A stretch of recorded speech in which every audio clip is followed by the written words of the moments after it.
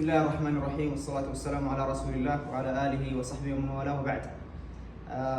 نشكر شيخنا الكريم الشيخ أبو المكرم معين الأنصاري، جزاه الله خيرا وكتب الله أجره، أتانا من القصيم وقام بتفعيل دور وقسم الجاليات لمدة 5 أيام. فكان الشيخ جزاه الله خير على ذو علم وذو معرفة بالدعوة إلى الله سبحانه وتعالى للجاليات.